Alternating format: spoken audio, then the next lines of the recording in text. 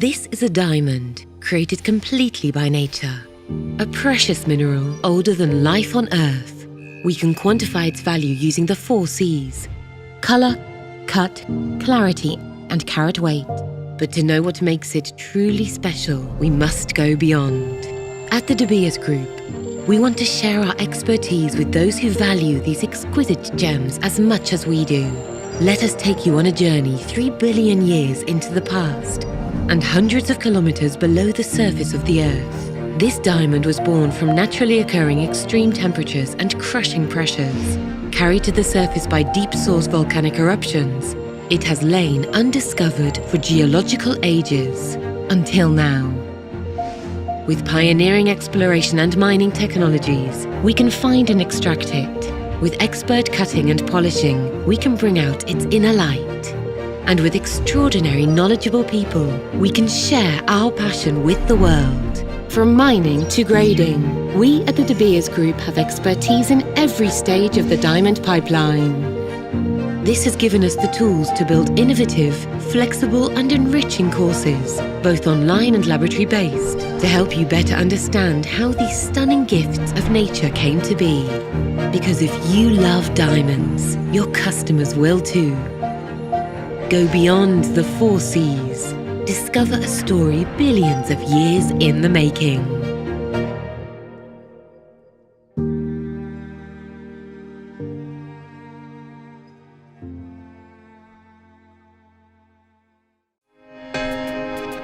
A diamond is not just a purchase. It represents our most precious moments and memories with a timeless beauty that never fades. At De Beers Group Institute of Diamonds, we know how much consumers appreciate being informed enough to choose the diamond that best suits their needs and desires. But making this choice isn't easy without expert advice supported by reliable and precise grading. That's why we offer a premium grading service intended to build and maintain relationships based on trust that keep our clients returning again and again. De Beers Group Institute of Diamonds benefits from over 130 years of leadership and expertise, with unparalleled access to cutting-edge research and technology, ensuring that all of our products are natural, untreated diamonds graded to the highest level of accuracy, integrity, and consistency.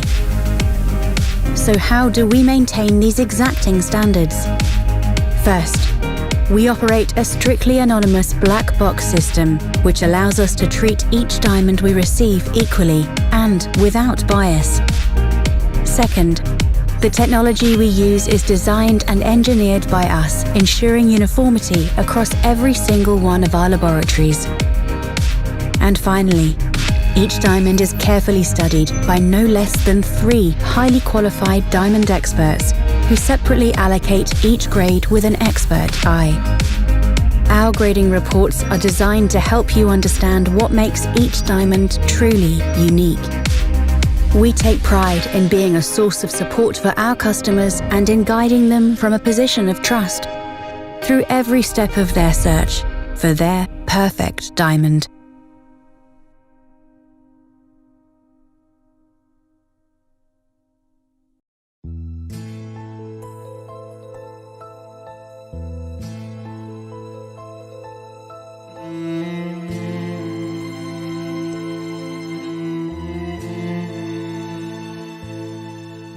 أنا فنانة تشكيلية. من الفن التشكيلي رحت للمجوهرات.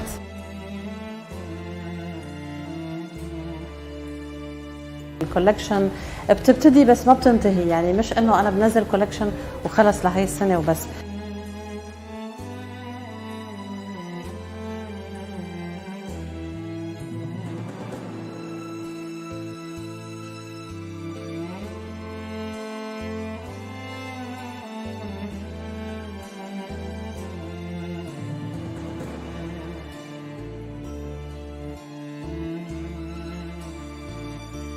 اشتغلت لمدة تقريبا 9 سنوات مع عدة شركات بمجال التصميم، بعدين من 10 سنوات استقليت بتوقيعي. بشكل عام بكل أعمالي لابد أنه يكون في شيء من الشخصية الدمشقية فيه. بالمجوهرات ما في جديد وقديم للحقيقة. المجوهرات هو فن يعني مستمر وقائم.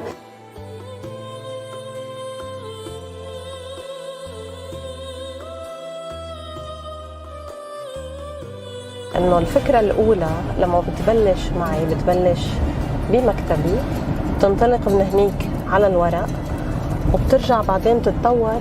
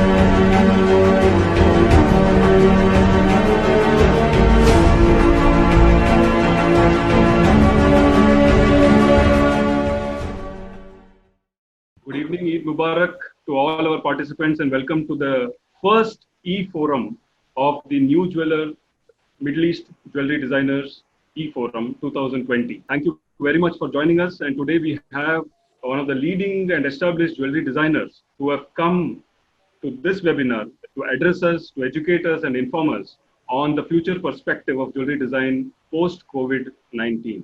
As we all know, life would definitely change in a few months for all of us, especially in the jewelry trade, in the gem and jewelry trade. Who would know it better than some of our panelists like Mr. Chandu Siroya, Mr. Sanjay Jaiswal, who are one of the leading producers, manufacturers and retailers of gems and jewelry in the Middle Eastern region and the international markets. I am really thankful to Ms. Nirupa Bhatt for having joined us and for the ardent support that she's been giving us for the last more than 3 to 4 years in terms of addressing, motivating, and bringing in the jewelry designers of the Middle Eastern region on a single platform and motivating us, the New Jeweler International Media Group, to form such platforms where the jewelry designers can come in, discuss, deliberate, and take the future perspectives forward year on year. A warm welcome to all the panelists, and a special thanks to Mr. Ashish Garg for having been supporting us for all the webinars, including this one. And thank you, Mr. Garg, for being there always. And I would request you to mention the speakers, address the forum, and open the webinar. Thank you very much. Thank you, Subbu. Good afternoon, everyone. I welcome all the speakers to the Middle East Jewelry Designer E-Forum. This forum is organized at an important juncture where we are experiencing acute slowdown because of COVID-19 and are staring at a volatile future. Thus, a lot of segments of our industry will go through changes, and one such area is jewelry designing and the product development, which we will discuss about in today's forum. Design is at the heart of every jewelry piece and plays a vital role in business generation and sales. Looking at current scenario, many questions looms in the trader's mind regarding the product and design, such as, will customer design choice change dramatically post-COVID? Whether the designer jewelry attract premium pricing? Will designer be in demand? What about the career prospect of the designers? I think today, with eminent speakers in the panel, we will be getting answers to most of these questions. And I feel this e-forum will educate and inform the trade in logical perspective regarding future of our business. Now, I request Mr. Subbu to introduce the speakers and open the webinar. Mr. Subbu, please. Mr. Garg, it's indeed my pleasure to welcome the eminent panelists, industry members, producers, manufacturers, retailers to this e-forum.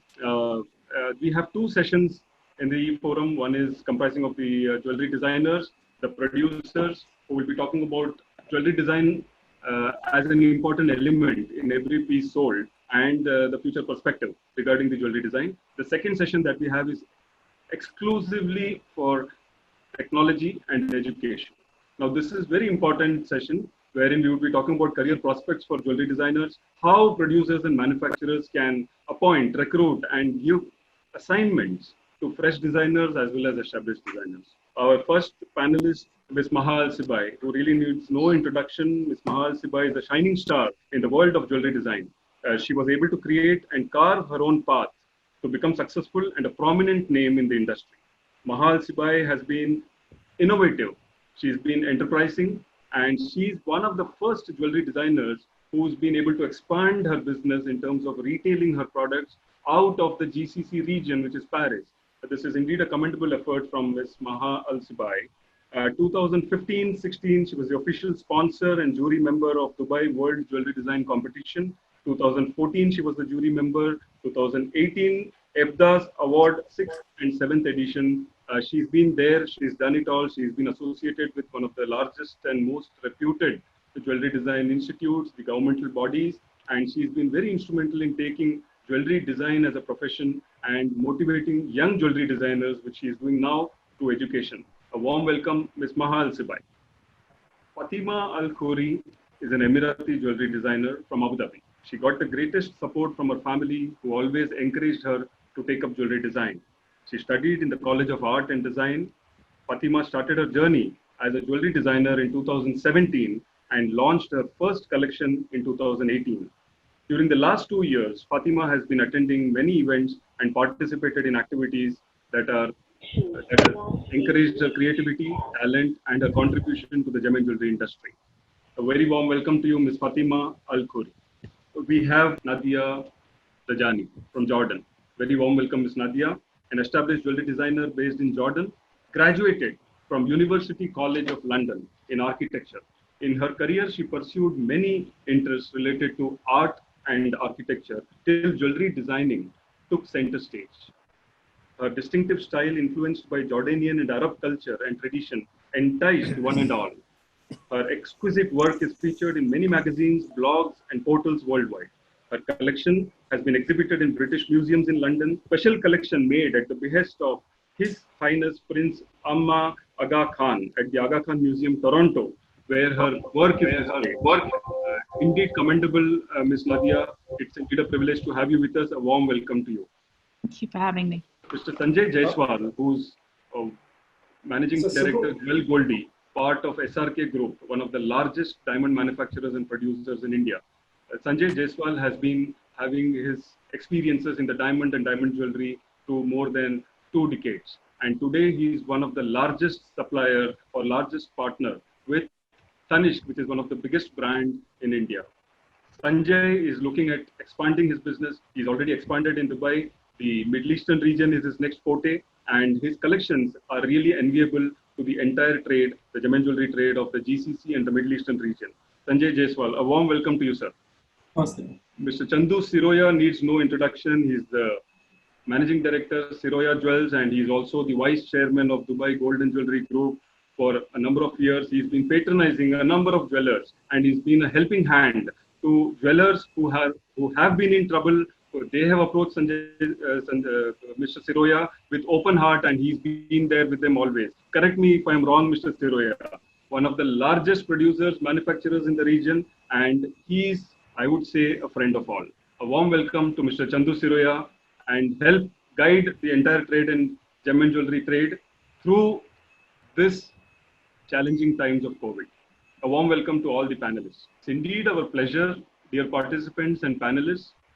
It's indeed our pleasure today that Mr. Yasir Al-Gargawi, Director of Programs and Partnerships Department in the Ministry of Tolerance and the Head of Dubai Art and Culture Department, is here with us. A happy Eid to you, sir, and all the respects from the entire gem and jewelry industry. And we thank you profusely for being here and motivating us and the entire jewelry design fraternity to go ahead. Thank you very much for joining us, sir. And it would be our pleasure to hear a few words from you, if possible. Thank you very much indeed. Actually, I'm very proud to be among all of you, ladies and gentlemen. All the best. Well, actually, this is what we need from time to time, is to communicate, to talk, to express our feelings, to think about the future. everyone know that the life after pandemic is going to be extremely changed. And if we are not changing, actually, that's mean we are failing. That's mean that we did not learn anything from what happened. The pandemic is teaching us so many lessons, especially when it comes to art, when it comes to design, when it comes to the market, and how we interact with the whole community. Of course, it's different. So thank you, actually, thank you very much for this wonderful conference. Thank you very much, sir, for joining. And it is indeed our effort to bring in the art and culture of the Arab world into every jewelry piece that we design. Thank you so much. Wonderful. Coming back to the webinar, Ms. Maha, we'll start with you. If you could advise us, if you could guide us on the future perspective in terms of jewelry or design as an important element in a jewelry piece. Yes, hello everybody, and thank you for the introduction. And welcome again, Mr. Yasser Al-Gergawi. It's our honor to have you here today. And as you said, we have to think about the future. Actually, there is a difference between what we understand about the word future 3 months back and now. 3 months back, we thought that the future is few years later. And this pandemic teach us that future can be changed in 2 months' time. We have to restructure our plans, our way of thinking, our strategy for our retails. As designers, we have to rethink and restructure our aim, because now the behavior of the market is totally different. The behavior of the individuals, clients are different. The struggle in the economy that everywhere in the world is facing, it is causing a new phase and new ideas to come up. As I see it now, as a retailer and a jewelry designer, I see that we are about to have a very big change in our strategy. Like a time before, we were as designer focusing on the richness of the pieces of jewelry, and we were so generous in adding some stones and gold. And as you see, the gold price has raised so much in this time where the struggle in finance is there. So I think our focus today is going to be different, and we have to take advantage of the digital marketing. And when we talk about the digital marketing, then we are talking about category that is realistically will be sold on that platform. So yes, we are on that edge of the new phase, totally new, and what applied a time before doesn't apply right the moment. This is the way I see it, and I guess retailers would agree with me that we are going to face new behavior at the moment. Perfect. Retailers are going to face a behavior movement that from Ms. Mahal Sibai, and I come to you, Ms. Nadia Dajani. Will the retailers face the challenging situation bravely in terms of selling designer jewelry, or will they refrain from selling designer jewelry because of the cost? Well, it's very interesting that you say that, because we have just released the latest collection 2 nights ago, and whereas we usually have a large party and do everything, we immediately did everything on Zoom and online.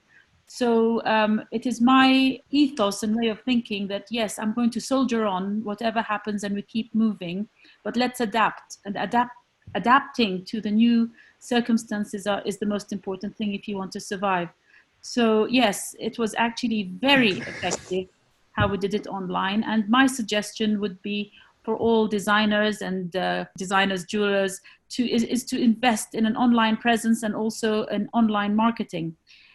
We had, when we launched our latest collection, we had a member from the Jordanian government join us, who beautifully told us that there's a new platform designed by someone, and it's going to be based out of Dubai, in which it will bring together a lot of designers. So once I get more information about this week, I'd like to share that with everybody, because this is a time for all of us to come together, and not just in our own towns and in our own villages and in our own countries, but also regionally, because we all have the same ethos, we all have the same idea about Middle Eastern jewelry. And hopefully this new platform that is being created, whether it's one or more, if we can all be part of that and just push with technology to move forward. Absolutely. Thank you very much. Mr. Chandu Siroya has been, you've been in Dubai and the GCC region for a very, very long time. And now is the time for the retail or the retailers to rise to the occasion when it comes to marketing or selling or promoting designer jewelry. Will they really do it? See, as a retail business, the jewelry business especially, I think it will take a little longer than other businesses to settle down. But once we are all settled, which I'm sure is going to happen pretty soon, because we offer something which has a very big investment value in their purchase, and it is actually an investment which they are buying rather than only spending money. I believe once they settle, there will be a very good demand for designer jewelry. The only thing is it will have to be a little better priced. In the past, designers used to charge very high premium for their work. So I would believe even the designers should look at a little bit of mass scaling rather than exclusivity in their designs, so that they can also sell more pieces and bring the cost per piece down. If we can manage the costings, I'm sure designers will do a very good job. I think there is a good market for everybody. Okay, what about price? If the designers cannot come down on the price because it is creativity and it is invaluable. In fact, I would like to rephrase my words. I would say not bring down the price. A design can never be priced. It could be $1 million, could be $10 million. It is the beauty lies in the eyes of the beholder. But what we have to make sure is the affordability of the price of the piece. See, so if we make our pieces more affordable, they will be more acceptable to larger number of people. So we will increase the number of pieces which we are selling. In that way, we can bring the cost down. Absolutely. And I believe today, you see, jewelry being one of the, I think it is the disposable income in the hands of the consumers is going to be a little less given the impact of the pandemic. So if we can provide with pieces which are comfortably priced, I'm sure people will be looking at them rather than generic jewelry. Absolutely. Perfect, sir. Thank you so much. Coming back to Ms. Al-Khoury, Mr. Siroya has said that designer jewelry can be made affordable. We would like to know your perspective as to what are the requirements for making a jewelry or a designer jewelry affordable. Can you put in some thoughts into that? First of all, I'd like to thank you all, and it's really nice to meet you again. It feels a little bit weird behind the screens, but hopefully we'll meet again soon, inshallah. I think as a designer, for myself, when I started my journey, I always thought that I want my pieces to be affordable. This is what I cared more than anything else, because I think I want my pieces to be worn by everyone. Everyone can afford to get my pieces. So when I started designing, I started to do pieces that are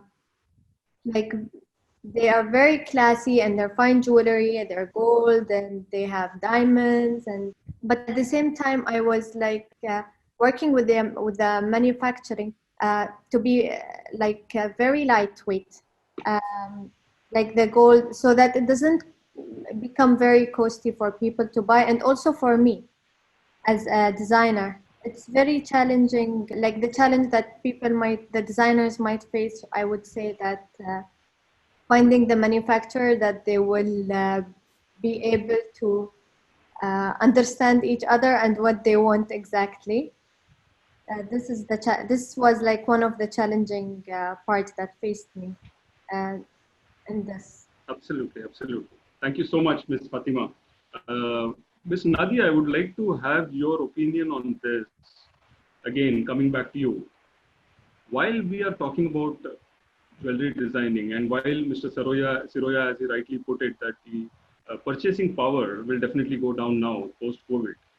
While we are not talking about reducing the price of designer jewelry or getting in, can we talk about fusion jewelry? You know, if not a pure or a valuable or a precious designer jewelry piece, is there space for fusion jewelry to move in the market? And that can be sold as the retailers or the retail jewelers as a premium piece. Can that happen? My design line consists of silver as well as copper. So yes, we do cater for different kinds of price ranges, and even the silver collection that we're bringing out now, we have had very, very consciously been requested by our clients to be very gentle with the way in which we are pricing, and we have taken that into account. So as Mr. Siroya said, be very wise and not greedy at this time. And I'm not saying that we have greed, but we have overheads and we have a lot of things that we have to pay for. So we've actually kept our margins to the bare minimum at this time.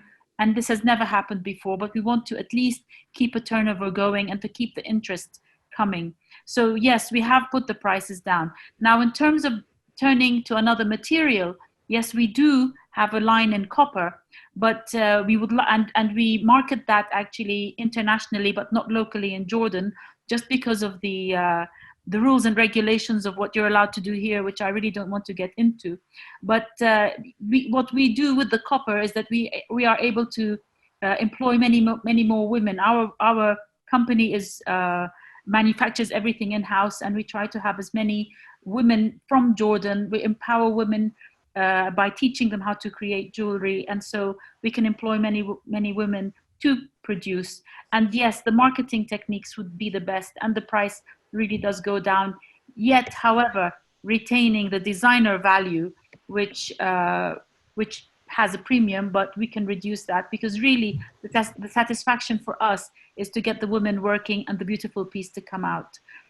Yes, we are, we do to a certain extent compromise. We don't really compromise quality, to be honest. We just compromise our margins. Absolutely. Thank you very much, Ms. Desani. Ms. Maha, with respect to the current situation and the jewelry designers fraternity who are looking at assignments, who are looking at working with producers like Mr. Siroya's company or Mr. Jaiswal's company, what is your advice to them in terms of the challenges that they would face when it comes to working with the producers or working on their assignments with the producers? What are some of the key challenges that they would face? After your reply, we would go to Mr. Chandu Siroya to give a producer's perspective of it. It's challenging because now, as Mr. Siroya said, we have to look at the affordable pieces. And when you talk about the affordable pieces, that means your elements in the jewelry piece will be less, because you have to use less gold, less diamonds, and you have to make it low cost. So the beauty of the piece might be affected. And that is a challenging part, but I'll just summarize the types of the clients before COVID-19 and how we are going to focus right now. Before that, we had almost 3 types of consumers. We had the fine jewelry category, people who are looking for brands and only for brands. So it's for them like a religion. They want to follow Cartier or Van Cleef or whatever. And they can spend a massive amount of money on that because they believe and they love this brand. And the type 2 clients, they are the replica seekers who wants to look like those people. Mr. Siroya is getting what I meant. So this category of client is wants to look like those people who can afford to buy Cartier and so. And this was the widest range, and actually everybody knows that there is a big market for that. And the minor was the type of jewelry lovers who doesn't have any condition, If they have a big amount of budget, they will spend it on a beautiful piece of jewelry. If they have a lower amount of budget, they will spend it as well, as long as the jewelry piece is beautiful. So I think now, after all, we have to focus on type 3, which is the jewelry lovers. So we have to accommodate, and the designer should think of accommodating this category and giving the best of the best in the best terms. Even if the weight and the amount of diamond was lower, but we still can keep to maintain a good price, a good range of work in the piece. And this collaboration should be between the new designers and the manufacturers, which they have to somehow lead them and show them the techniques that are available in between the hands, so they can accommodate this category. Because I guess the type 1 is shrinking, the type 1 of clients, which I thought I talked about, is shrinking, and type 2 is going to disappear. And we have to focus on the jewelry lovers, because this is our area. Absolutely. That's indeed a very good point that you made, the collaboration between the producers and the jewelry designers, which I feel would be fantastic in the post-COVID era. I'm trying to get in Mr. Siroya here for his perspective on the jewelry designers who face challenges in these volatile times when they have to seek assignments with the producers. Mr. Siroya, your take on this? I think as Maha has said it very well, the type 1, 2, 3, and we have to concentrate on the type 3 because those are the only people who will buy our jewelry if I'm a designer. But having said that, as a manufacturer of jewelry, see, what I would believe is the designer has to combine the resources with a manufacturer who has got good manufacturing techniques. Because you see, you may make a fantastic piece, but if it is not made well, or if it becomes too heavy, then it may become more expensive. So you have to combine modern technology, 3D printing, direct casting, all these things together to make the lightest weight possible so that you can give the essence of the design, but in a economical way, I would say this way. So I think, yeah, it would be good for a designer and a manufacturer and also a retailer to all combine together, join forces to launch a collection or a design. I think that absolutely. We have Mr. Ayman Al-Affar from Lazurde Jewelry, and who better can speak regarding technology, you know. Lazurde has introduced a lot of technology in gold jewelry in the market. And can you speak a few words on the technology side, on the gold jewelry side? Yes. Mr. Ayman Hi, Al-Affar. everybody. It's nice to join you in this session. It's great to have you all. Perhaps I know most of you. It's a great session to discuss regarding this period. It's the design. And we believe in our industry, we are not selling only gold, really, we are selling the design. So in most manufacturer here, perhaps in the Gulf region, we tried a lot of new technology to reduce first the weight, like the 3D printing, like the laser cut, like the casting, like the stamping. So we use every technique that we could invest to reduce the weight. Then, of course, we also invest in with the designer to prepare for us a new collection for the daily wear, for the formal wear, but still also it's a lightweight. Lately, we introduced a collection called Miss L. By the way, it's 1 gram to 1.5 grams, and we are selling this collection per gram, and it succeeds. We launched it first of the year, it succeeds, and it's doing great. But I believe our problem, it's not in the design. The design, it's a subjective issue. People like it, some people don't like it, some people like something different, different themes, different collection. I believe today we should educate the market about the gold. We should tell them that there is a value for the metal we are using. We are not selling accessory. Today, when we start selling Miss L product with 1 gram, 1.5 grams, we discover that there is accessories selling the same design with higher labor charge, with higher price. Why? Because the new generation, they are buying the piece because it's nice, because of the design. Whatever it's made of copper, made of zinc, made of silver, At the end, they are buying these pieces because they like the design and it's affordable price. The problem, again, we are losing our market by not telling them the value of the gold. I think this is very important. It's not only the design. Again, the design, it's a subjective. Most of the factory invest a lot with the designer. We have 35 designers. Since 25 years, we are investing and we are dealing with the freelancer designer, and we are paying a lot to have a collection. We are introducing 5,500 model new design in a year. It's too much. At the end, yes, the design is important, but not only the design. I think we should have a big campaign telling this new generation that the gold, it's a valuable item. You should buy gold, don't buy accessory, don't buy silver, don't buy zinc, or don't buy any other material, because at the end, there is value for the gold or jewelry, real jewelry. So I think this message should really pass to the new generation, because it's important for our industry and important for the retailer. And really, this is my message. Thank you. Thank you very much. Sir, I have a question here, if you have 2 moments.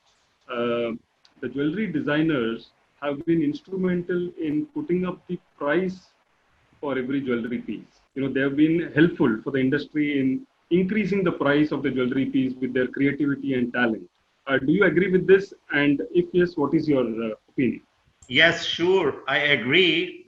The designer, whenever we need to launch a new collection, there's something called creative brief. We provide the designer with this creative brief. We are telling them this piece, the collection, what we need, average weight should be starting from like 3 grams to 10 grams. This could be daily wear or for formal wear. Should be saleable from the retailer from 1,500 to 2,000. And really, they are creative to giving us design with the same range of price. Yes, the designer, they help us a lot. Like in the Miss L collection, if you go to the website, check the Miss L collection, you'll find nice pieces with affordable price, 450 Riyal. It's very cheap. And we are doing it great. And during COVID-19, we sold a lot online because it's affordable price and nice design. Subbu, I have a question for Mr. Ayman. Hi. Assalamu alaikum. How are you? Walaikum salam. Thank you. How are you, Mr. Ayman, what you mentioned just now, the L collection, Miss L collection, you said the price is between 500 to maybe 1,000 dirhams or 1,200 dirhams. Do you think jewelers like us should maybe try and bring a concept of store in store and have kiosk selling this type of jewelry through even fashion stores and other places? Do you think that would be, because you see, that is where you find the other artificial jewelry, which would also retail at the same price and there is no investment value. So do you believe that maybe the sales strategy could also be changed?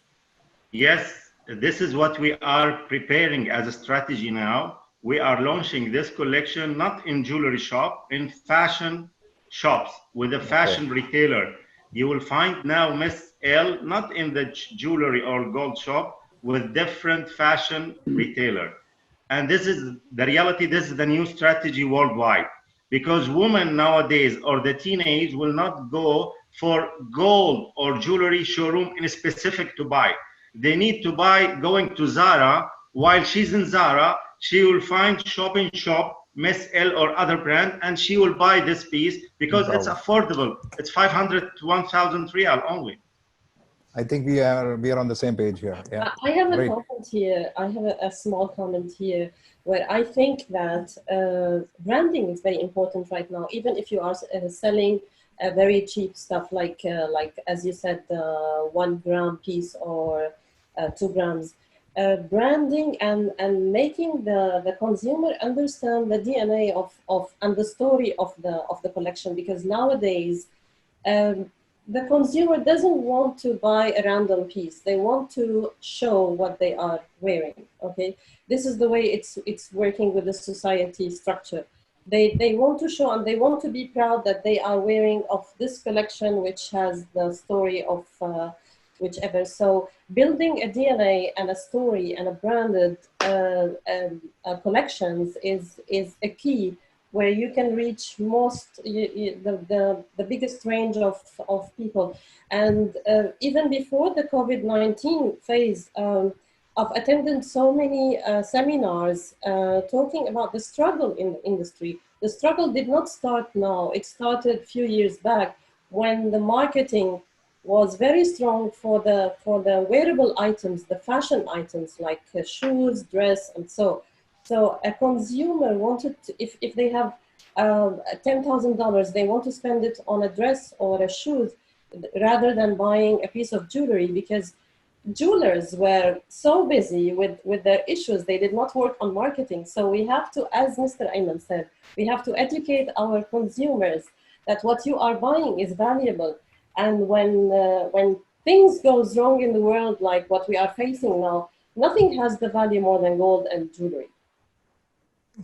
Here, I will just like to ask one question to Mr. Ayman regarding the diamond jewelry as well, sir. You have propagated diamond jewelry in a different format in retail in Saudi. And I think it has done very well in terms of kiosk format. So, which is a very unique fit, because at a low cost, you can sell at a low cost jewelry. So can you please elaborate on that as well, please?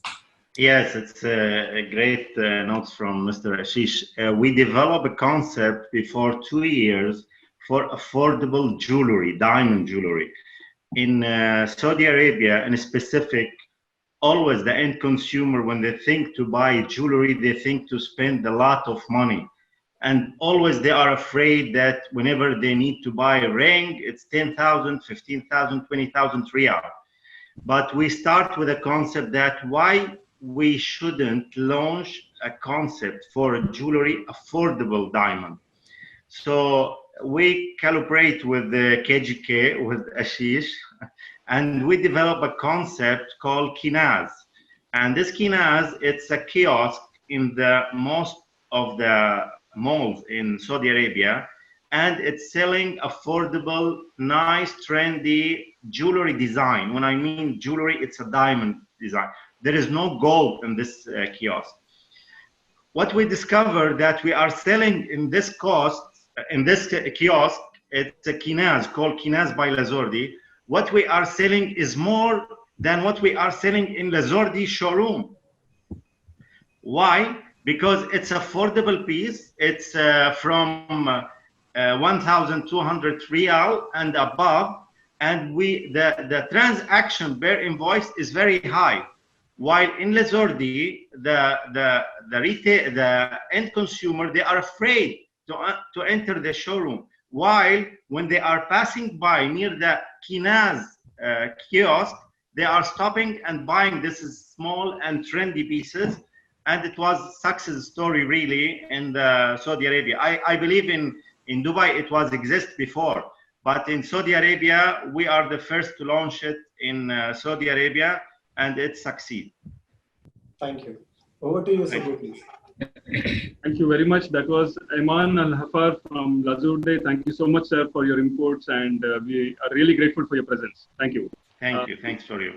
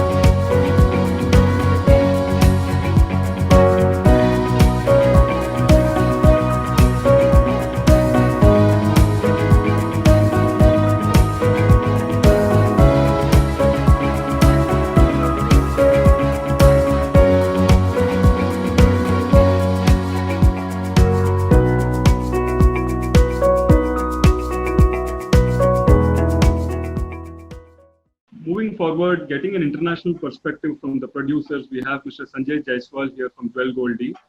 Mr. Jaiswal, there is a need for innovation. There is a need for newer designs to come in. There is a need for collaboration. What is your take on this? Jewel Goldie has been innovative. Jewel Goldie has been partnering with one of the largest jewelry suppliers in the world. So, what is your take on this? Well, so as we all has witnessed, timings changing, so the definitions are also changing. And we have never seen that a small change can do such a big impact. So I strongly believe, and we as a company also strongly believe that every design has a basic three elements: science, art, and commerce part of that. But now we also have to look into the area about the core psychology of the human beings, right? And nobody prefer to flaunt today. Nobody want to be over the top look at this situation. We need to understand this part very well. So it should be replicated well into our design also. Well, I can say this is one part, the couple of months that we have gone through. This is probably one of the core thing which is productive.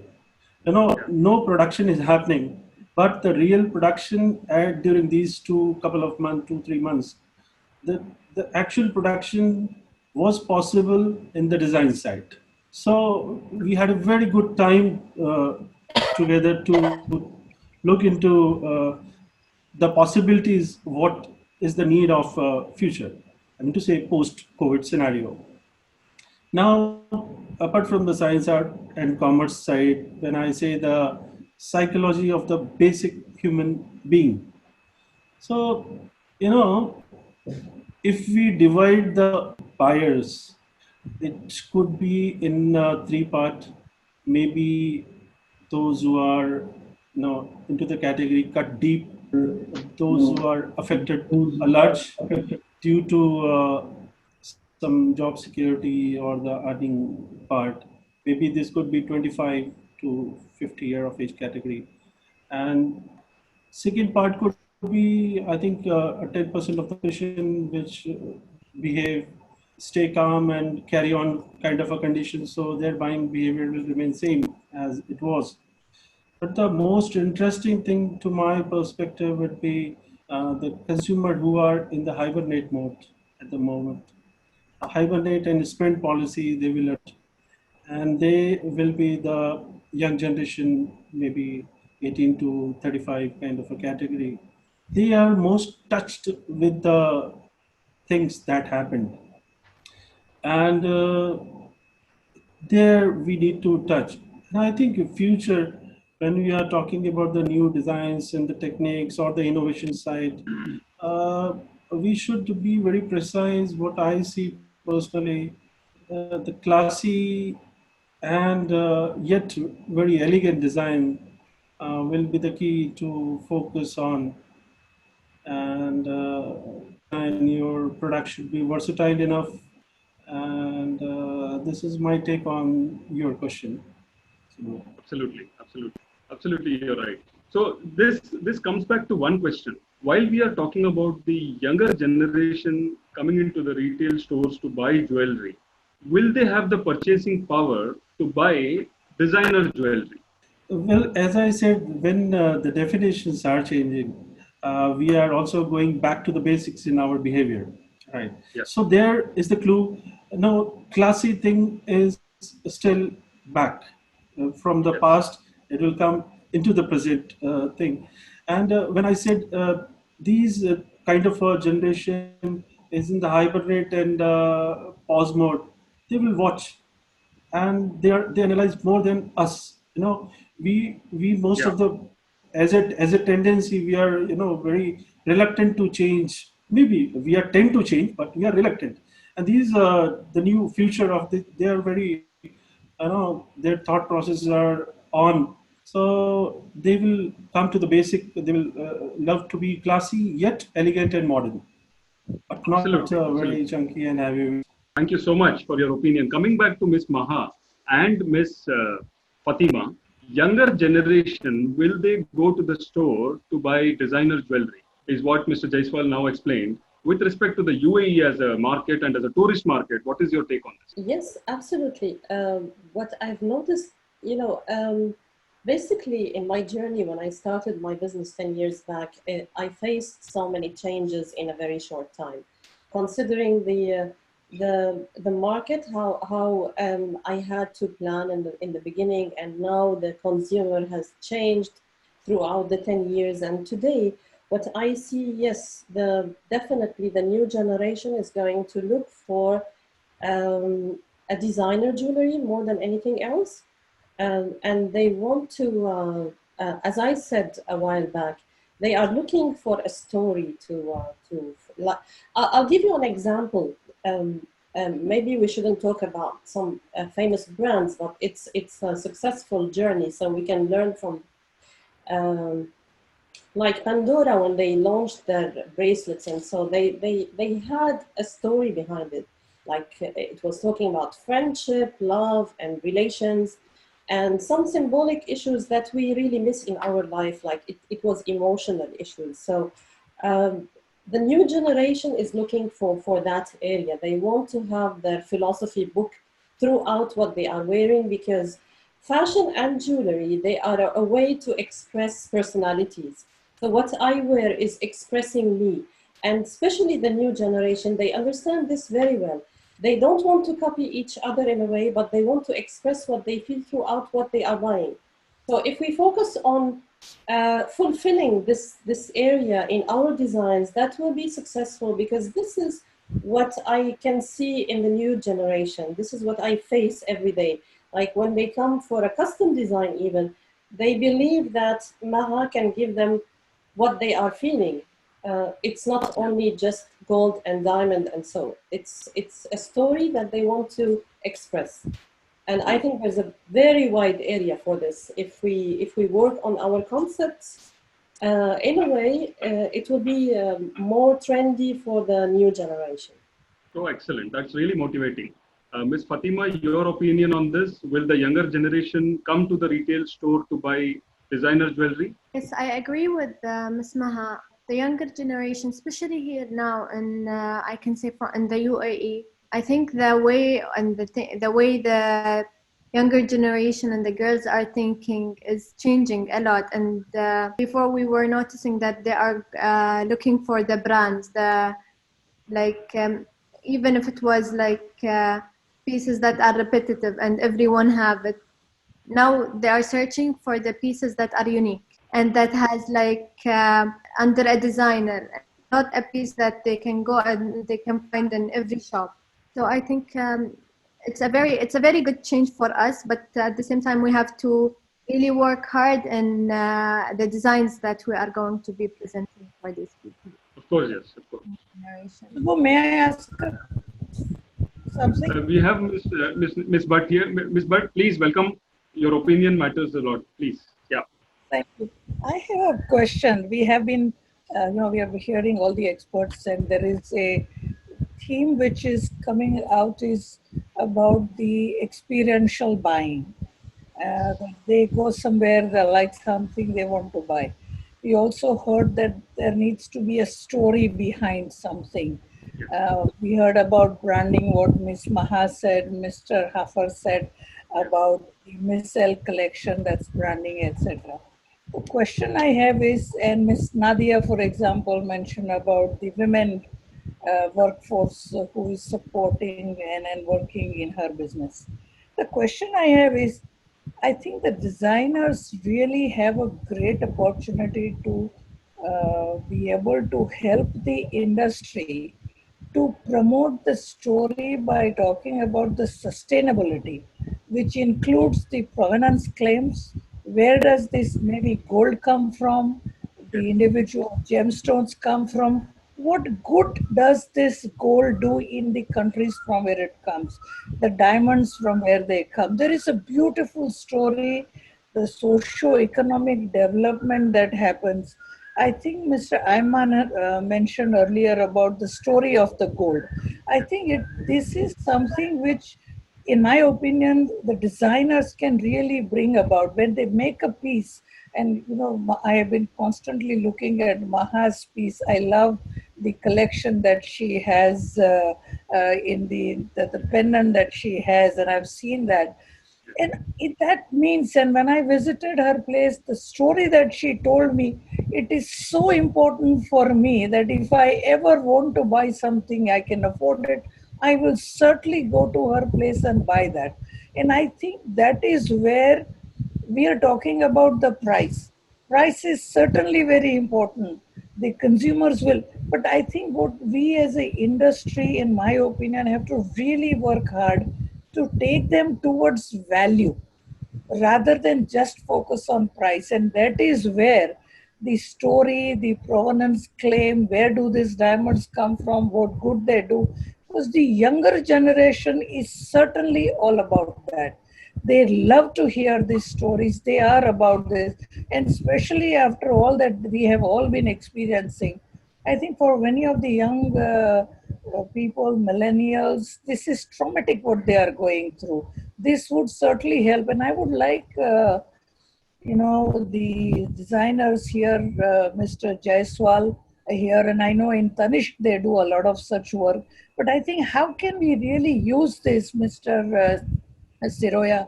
How can we use this provenance? Is there a room to use? If yes, how?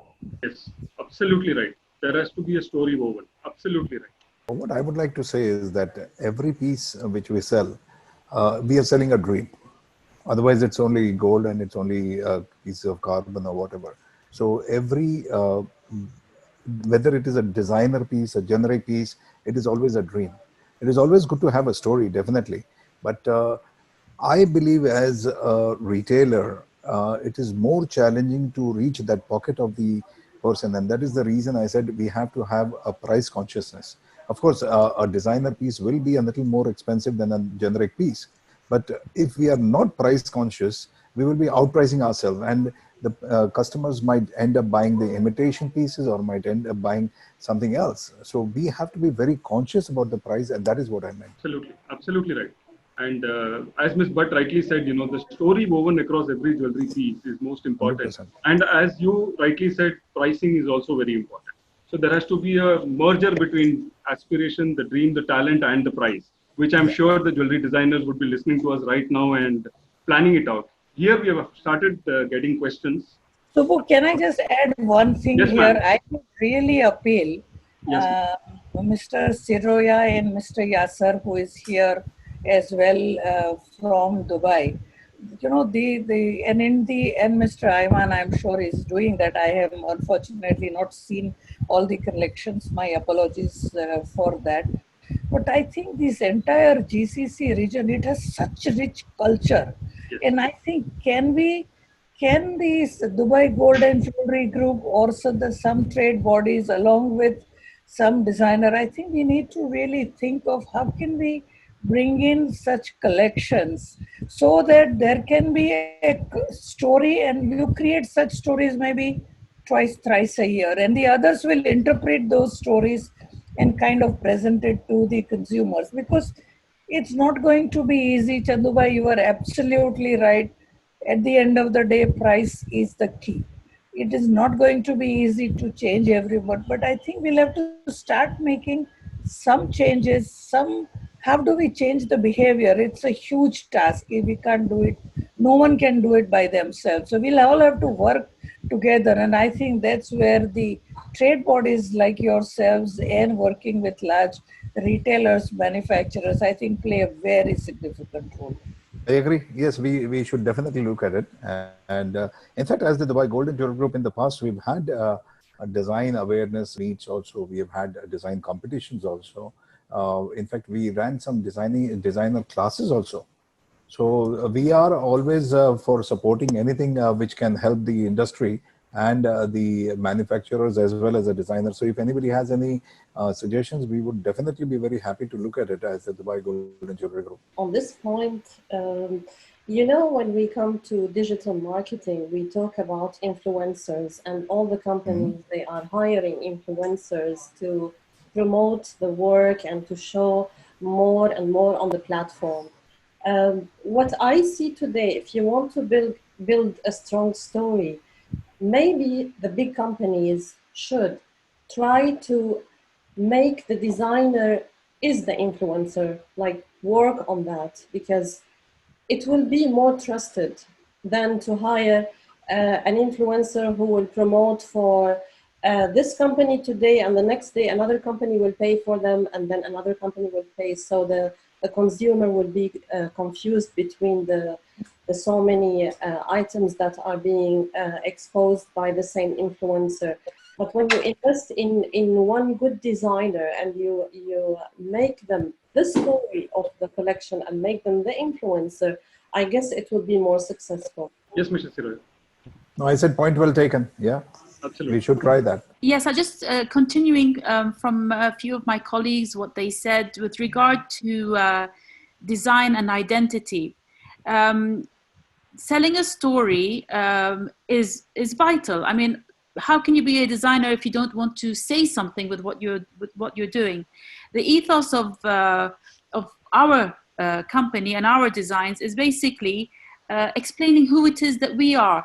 And I think from looking at my clients and continuing from what Ms. Maha said about clients, is that we have a lot of tourists in this part of the world who want to come and see what is local to you, plural. You know, what do you have as jewelry? I mean, in the Middle East, is there an identity? I mean, obviously in India, there is an identity for Indian jewelry, but is there an identity for jewelry in the Middle East? So we're trying to create that. And, you know, there is a struggle within, not struggle, but a question within us of identity of to what extent am I Western, to what extent am I Arab, to what extent am I this, that, and the other. And the fusion of that is what you bring out, and this is what you want to wear and what you want to present for the world to wear. So that in terms of design does exist with the designers, especially in Jordan and in Lebanon, I can say, that I'm following, which a lot of people want, and it is in demand. Not only do I find that the tourists who come are looking for it, but in the past 20 years that I've been operating in Jordan, I'm seeing that a lot of people, there has become awareness and a shift from only buying the traditional gold and diamonds to actually buying something that has a spiritual meaning to them, whether it's with Arabic calligraphy or whether it's with symbols or whether it's something that is a story. I mean, that they want to wear and they want to carry. I'd love to expand this, as Ms. Bat suggested, and I'd love to sort of see how collaborations can happen where we can, because my identity is not just for me, but it's for all of you also. So how can we expand that to have a wider market, to reach a wider market in the GCC with our designs? That would be great. And in terms of affordability, I also believe that there's a market for everybody. I mean, I know some people who only want to buy diamonds, and I know people who would never wear diamonds, so and gold. So yes, there's a huge market for silver. It's affordable. You know, the between $100 to $500 disposable income for these people. They want to buy something new. They want to buy the story. So that kind of price range for silver is high, but it's what people are looking for. So there's a market for everybody. And how do we expand on this? And how do we relay who it is that we are? Because people are coming all the way to visit us or look at our website. They want to see who we are through the designs. And hopefully we are contributing to this in our dialogue and in our designs and in our Absolutely. Thank you. I will like to give an example of a traditional jewelry done by a Bahraini jeweler. Yeah. And it has been a very great success. If you have heard about Al Zain and their collection called Habal Hayel, it's a collection done by them using all traditional designs. And I think we have their CEO, Mr. Theo, in the audience, in the attendees, and I request him if he can speak about it, because I think that's a wonderful collection they have done, not only in gold, but even in diamond, and a very price point product. Mr. Theo, would you like to speak on it if you're there? Thank you so much for the CEO opportunity. of Al Zain Group, one of the biggest jeweler in Bahrain and Saudi Arabia. Welcome, sir. Welcome. Thank you so much. Well, I didn't plan on speaking, and I'm listening with keen ears to this esteemed panel, and thank you for the opportunity. And indeed, we've done that. You know, part of our brand values remain and will always remain that we're an Arabic company first and foremost, and with Arabic traditions and Arabic roots. And the challenge is how you stand out. You know, and I want to encourage the designers here and the retailers here that I think part of the change that we're going through is how do we remain relevant as a brand? How do you remain relevant as a designer? You know, how do you adapt your designs to coincide with the story and to coincide with the change that's going on with the retail consumers? And fortunately for us, we went back around 2 years ago and reviewed our strategy in terms of what we want to stand for, because typically we were a high-end jeweler, creating high-end pieces. We still do that. We still cater for a consumer that buys high-end pieces, but at the same time we realized that we've lost the millennial customer. And if you go and study that customer, and many of you already know the details on it, you realize that she does want uniqueness. Now, in this market that we are in today, we find in Al Zain, through this crisis, that we've not lost that customer. That customer is still staying very much true to us. And it's a combination of 2 or 3 things. First, you've all mentioned price, and I agree, price is definitely important. But what we've learned with our Trends collection is that she's driven by design and practicality. She's driven by a story. She's driven by what do we as brands hold ourselves accountable for. It's not just that story. What is our social responsibility as a brand?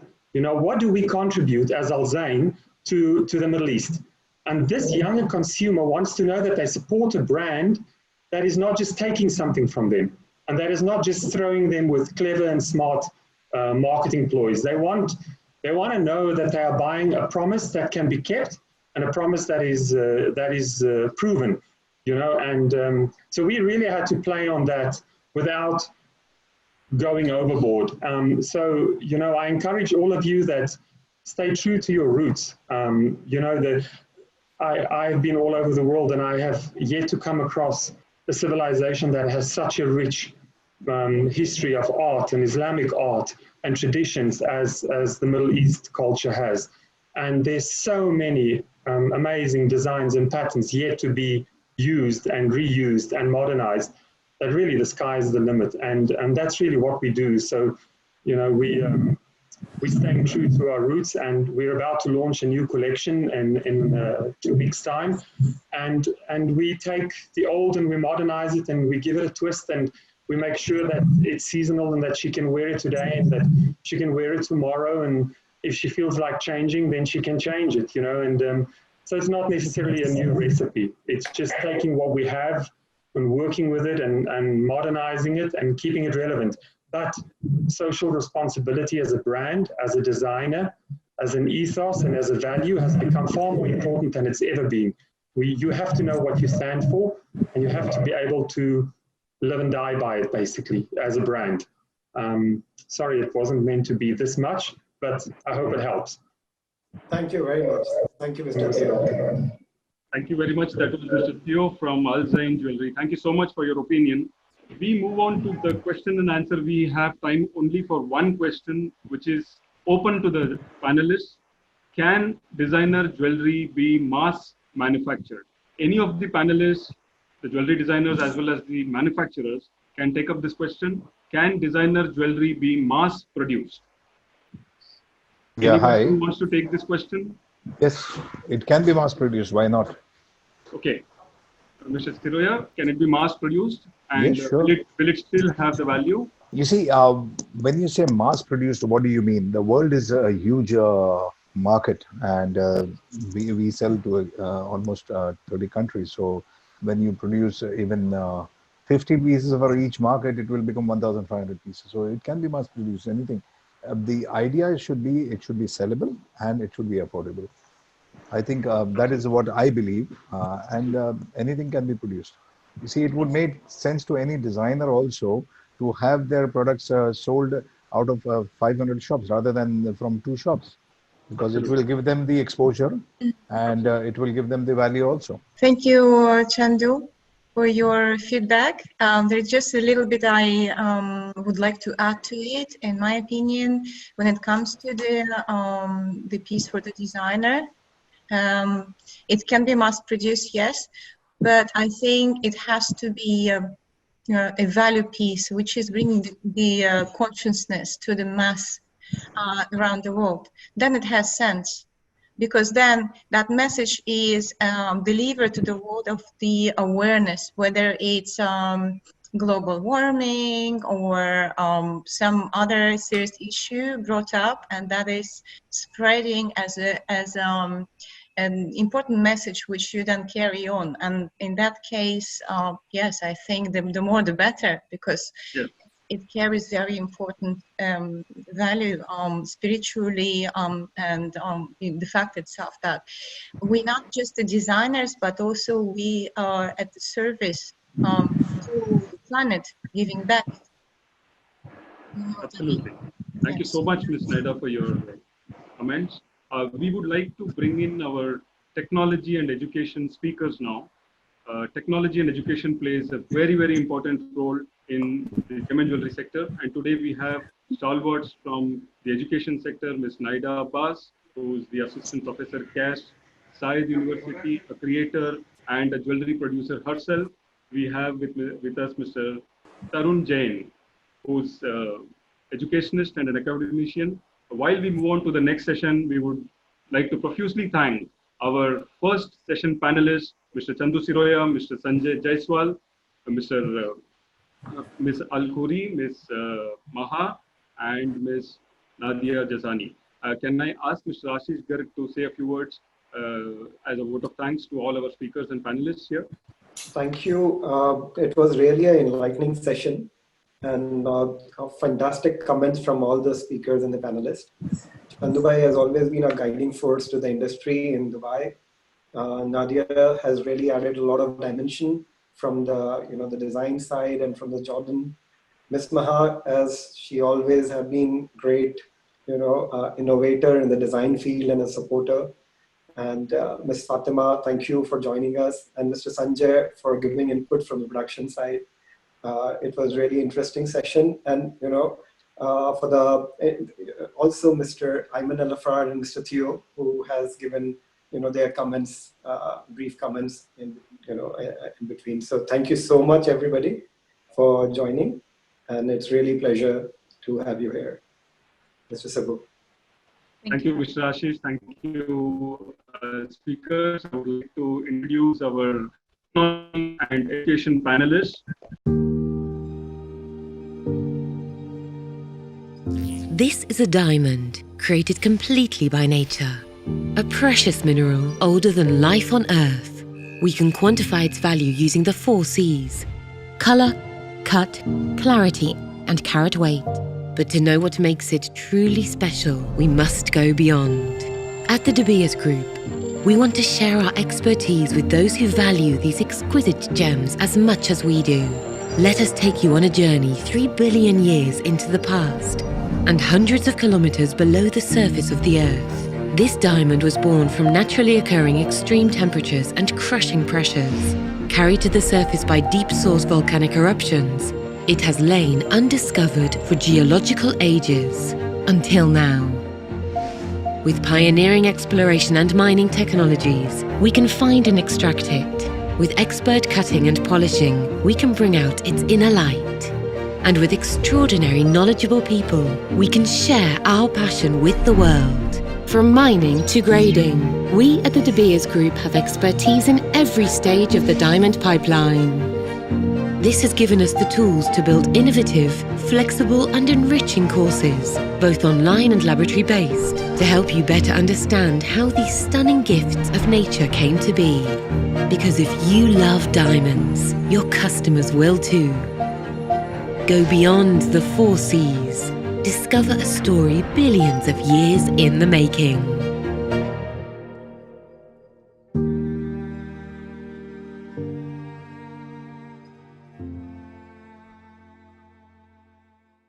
Naida Abbas began her artistic journey in Dagestan, the land of mountains situated in North Caucasus region of Russia. Naida's journey into the universe of art jewelry began at the art school at home and continued at the art college and then Moscow State Shaganov Academy, where she received her Masters of Arts and Crafts. At the beginning of her professional life in Abu Dhabi, while working for two reputable jewelry companies, Global Gems Jewelry and Number 8 Diamond, owned by His Highness Sheikh Tahnoon bin Saeed Al Nahyan, she focused on various high-end collections and customized bespoke jewelry. She was one of the first creators to produce or create bespoke jewelry for His Highness. Naida Abbas is fascinated by nature, architecture, psychology, science, and mythology in general, but with a focus on the Middle East. Moreover, she keenly observes the people and things around her in their connectivity. Under her guidance, Zayed University students have won various accolades and awards in various reputable jewelry design competitions worldwide. Naida Abbas has also been a jurist, a judge, and a jury member in most of the international competitions that were held and are being held in the GCC region in the Middle East. A warm welcome to Ms. Naida Abbas. Thank you so much for joining us, ma'am. Thank you. Thank you so much. It is my pleasure and honor to be here. Thank you very much to the whole team, the new jeweler, Nirupa. We miss you very much here and everybody else. I'm so delighted and overwhelmed with the welcome. Thank you very much. As Thank well you. as the opportunity to learn and listen. There's so many voices here. We can exchange ideas and contribute to one another. Absolutely. And amazing union between industry designers and the stone industry. That's very, very important. Thank you very much for joining us. We have Tarun Jain. Tarun Jain is an entrepreneur, designer, creator, and a GIA alumni. He's been heading various institutions, various design academies in his 3 decades of experience. We welcome Mr. Tarun Jain to be a part of the second session, which involves the role of technology and education. Welcome, Mr. Tarun Jain. Thanks a lot, Subbu. Thank you. It's my pleasure to state we also have our earlier speaker, an academician and a trainer with us, Mr. Hemant Shah today, who will be with us during the second session, and we will be getting inputs from him. And Mr. Shah, are you there? Yes, I'm here. Thank you. Thank you very much for joining us. Pleasure to be here. And let me just mention for the record before I forget, the first session was inspiring and it gave me so much insight. I think that was a brilliant job, and congratulations to all the panelists. Thank you very much, and congratulations to the panelists on our behalf also.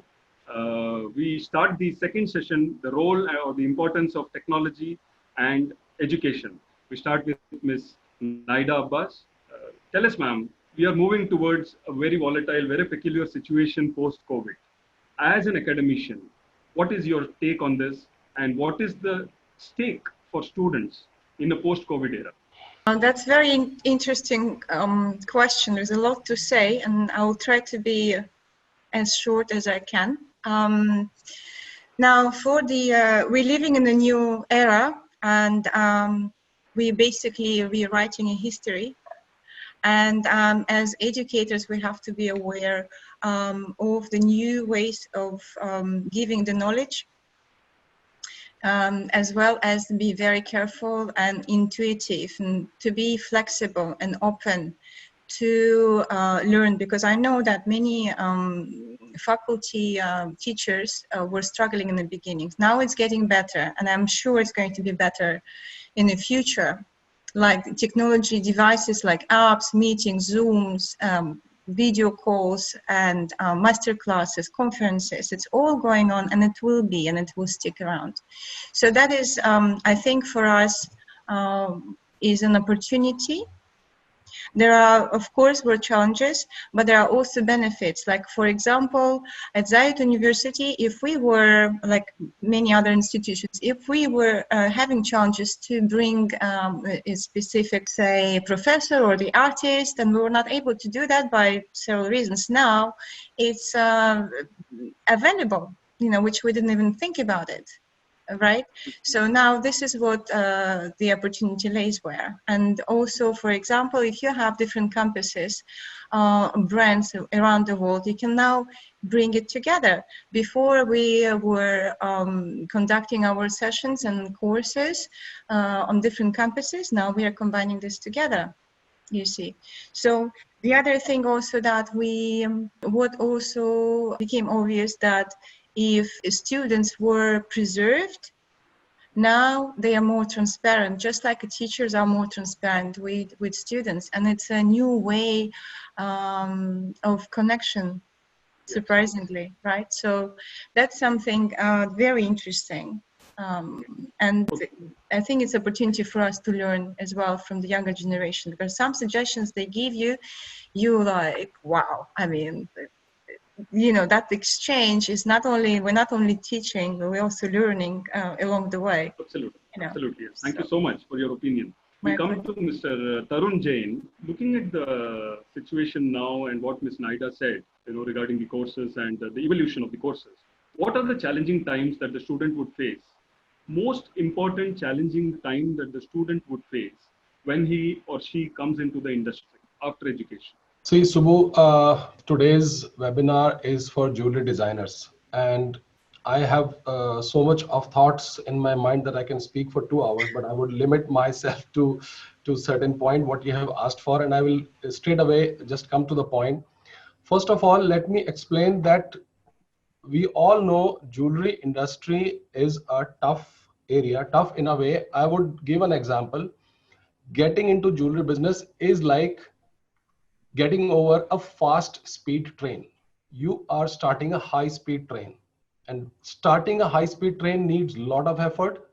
Bringing it into speed needs a lot of effort. And once it's in speed, you cannot slow down. And it is risky as well. So before getting over this train, you have to be completely trained and educated. Here comes our 2 points for today: education and technology.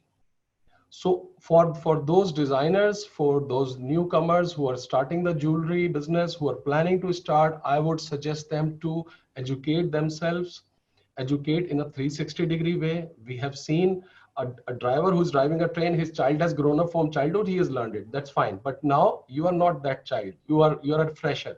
So you have to learn officially, formally.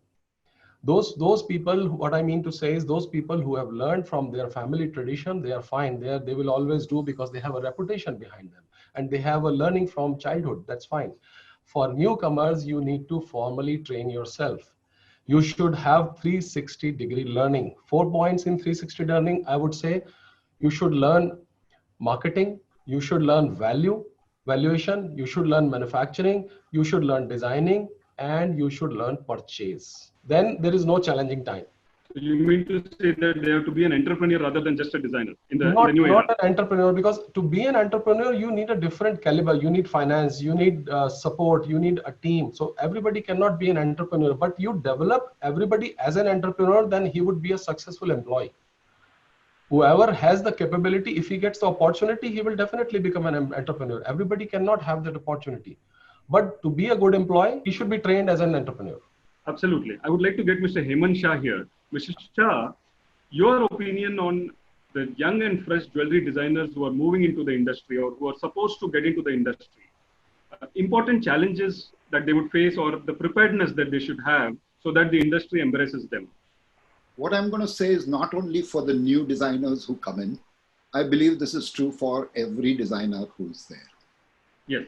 I think one of the biggest challenges that our industry has been facing and why we lose the share of the consumer wallet is because we do not innovate enough. And let me tell you, innovation is something you can teach. I personally myself conduct innovation classes, not for designers or product developers alone. I conduct them for CEOs of companies. I conduct them for accountants. Every place where you can make an improvement which benefits the consumer at the end of the day is an innovation, and that should be done. Especially coming to this thing, I have been listening to the designers talk, and I agree with what they are saying that the new era which I choose to call the AC era. We moved from the BC to the AC era after Corona or after COVID, whatever you'd like to call it. I believe that the requirements are going to change substantially and for a long time. Things are not going to go back to the original normal for a long, long time. And therefore, the choice of jewelry, you're not going to go to weddings where there are going to be 200 people looking at your jewelry. Okay, but you are going to be sitting at home every day like this, talking to your colleagues, talking to friends, and you are going to want to wear jewelry. Okay, so the whole concept of what kind of product to develop is going to change. I also believe that designer jewelry is never going to stop. And therefore, all designers, whether new or old, have to focus on great creativity. Absolutely. Yes, I would like to make a comment on whether it should be mass produced or not, but that's not the scope here. So let's go ahead. But we would like to hear, can it be mass produced?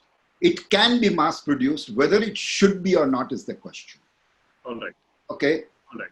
Generally, what happens is that when you, by saying mass produced, you're going to commoditize it. When you commoditize something, the value for the buyer is not the same.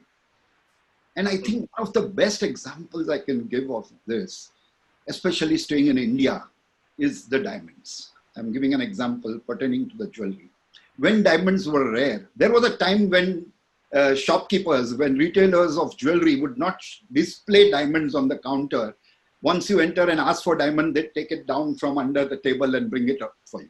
Yeah. To where we are today, where everything is this thing. Absolutely. There is a certain charm of diamonds that is gone. Okay. To retain that diamond, make it mass manufactured, but then do something like, okay, limited edition. I will mass manufacture, but I will make only 999 pieces. True. Okay, that will still keep a special value for that jewelry design. That's exactly what Ms. Naida Abbas said, that retaining the value though it is mass produced. Absolutely. Coming back to you, Ms. Naida. Yes. We are moving online. Yes. Post-COVID is going to be online. How do you feel that Zayed University would be transforming itself into online, or is it already online in terms of the courses for students and the designers? Well, the courses are online at the moment, but it's not going to be forever, right? So even if the next semester, for example, is going to be for most of the educational institutions are online, then eventually we will go to normal kind of, right? So with inevitable changes. So this time, I think, is very good for observing, learning, adapting, and being flexible and learn a lot, so, and do the research for young designers, for example. It's very important to understand what is their next step, what are the, what is the concept they have to take, their personal values they want to transmit. And today's situation worldwide, and a new awareness where they want to bring that awareness, and based on that then design to create their concept. Because now with a new awareness, there are many people, young generation, the old, and everyone the mindset is not the same. If before, for example, just like Maha mentioned before, if before people were going more for brand jewelry, now young generations are no longer attached to it, and they want something intimate, something connected with an emotion, with that moment which is frozen in time, for the memory they're gonna carry, right?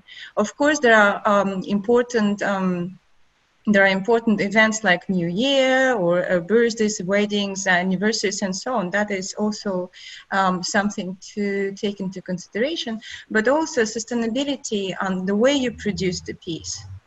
What materials you use. People became very aware of the material use in the jewelry. Now, there's no longer, for example, corals are no longer in fashion, because it's destroying the ocean, for example. And that awareness goes everywhere, not only for the way of manufacturing, what do you design? I mean, the whole thing, the whole concept has to be taken into consideration, including packaging. How do you package your design? What is your inner values? How do you transmit yourself as a brand, as a person, as a brand? If you want to become the personal brand. Those all the things have to be taken into consideration, and I think that's something that we have this luxury of time now when we can explore, connect, and do the research, whether it's within your environment, within your friends, or connecting with the professionals. It's an amazing opportunity right now, and I think this is what's going to happen. Absolutely. Thank you so much for your opinion. Moving on to Mr. Jain, you have a number of students who are looking at placement opportunities with the producers or the manufacturers. What are the challenges and the opportunities in brief that you feel the students go through or the fresh graduates go through? You said in brief. So I would say, see, when a student is multi-skilled, it will be easy placement, because in the coming time now, what is required is a jeweler would not want to employ 5 people. They would want one person to handle 3 roles, like one person who can do the retail, who can handle the customer, who can sell the gold jewelry as well as diamond jewelry, and who can draw on paper, or maybe he can do little photography. So if these 4 things can be taught to one person, then that will be good thing. So that can be a way ahead, that a gold salesperson can be taught for diamond jewelry, for drawing, for designing, and for photography. So this will be those students who have learned a little bit. They should learn more roles, and then it will be very easy for them to get a job. How has been the response with respect to your experience in terms of students getting opportunities with the producer? What has been your challenges that you have as faced per for my your experience, students? what I have, because I'm very strong believer of creating a multi-skilled professional. And whenever I have promoted this multi-skilled professional, I have always have demands from the market, which is uncompletable. Means there is much more demand than what is required. If you remember, we had this discussion last time also, a multi-skilled professional. And as I'm saying it, everybody, Mr. Chandu would also appreciate if a person has 5 skills, he would want to employ somebody like that. So that's really, if we can, this is a area where the jobs are there always. For a multi-skilled professional, there is no limit. Thank you so much for your opinion. Mr. Garg, Ashish Garg, as a leading producer, as one of the largest producers in terms of human resources, KGK has been one of the best human resource company, regarded as one of the best.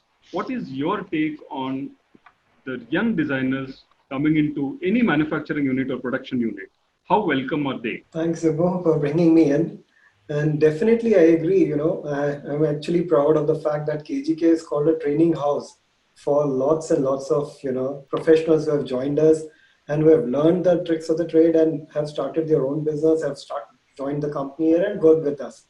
So definitely, we at KGK really do a lot of efforts in training a certain person who has joined. The challenge was always that you get a skilled professional. Getting a skilled professional in the industry was not that easy earlier. We always had people who were educated, but they were not skilled. They were not having the information about the industry.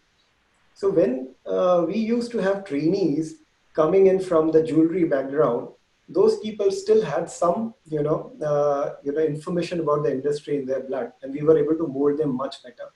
But since last 5 to 7 years, we are seeing a lot of other, people from other industry or other, profiles coming into this industry, and to mold them is a very big challenge, because they are educated by all the, the training institutions, but they are still not ready to enter in the corporate world in the jewelry industry. So there is a long process that we have where we are, doing lots and lots of work on these people, and then making them job ready, or where they can actually finally add value to the industry. And the major challenge that we have is they are not aware about the consumer. See, any designer who comes in is bringing his creativity. He's bringing his talent in terms of skill of designing or sketching and anything. But ultimately, as Mr. Theo said, that you have to create relevant designs to the consumer base you're targeting, and that information and that knowledge has to be provided to your team. And if they are able to understand that, they are definitely creating and definitely will create relevant designs for which will be far more sellable and far more profitable for everybody.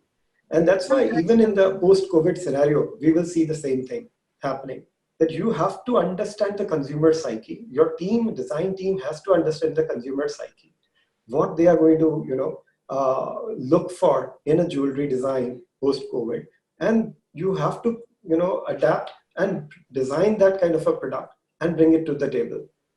You mean So to say that's that what there has to be a collaboration between the producers and the design institutes to groom appropriate students? Is that what you're aiming at? definitely that could be one way, but ultimately I feel your design team or a designer has to collaborate with its sales team. He has to collaborate with his client who is there in the front, who is at the shop floor dealing with the clients or the consumers who are ultimately buying the jewelry. If you can understand their mindset, then you are able to create a piece of jewelry which is immediately sellable. So my take is, apart from whatever the collaboration you're talking about, I definitely feel collaborating with your client today, associating with them, getting in synergy with your client is the most important thing. And that's how we have been able to create some of the very good product line for both our, for Lazurde also, and for so many of our clients, where we have collaborated deeply with our clientele and understood their requirement and able to come out with a nicer products. Absolutely. Mr. Hemant Shah is with us today, and he has over 3.5 decades of experience, maybe more. Mr. Shah, there is one important question that lies in everybody's mind is, when jewelry designing consists of technological implications, how can it be online? Can jewelry designing courses ever become online because the role of technology is preeminent in the creation or in the courses? I consider jewelry designers to be knowledge workers. And I believe that any knowledge task would be relatively easier to do online. In fact, I work with an advertising agency here in India, which is an international agency. And what we are trying to do is to get all their designers and copywriters to work remotely on a permanent basis.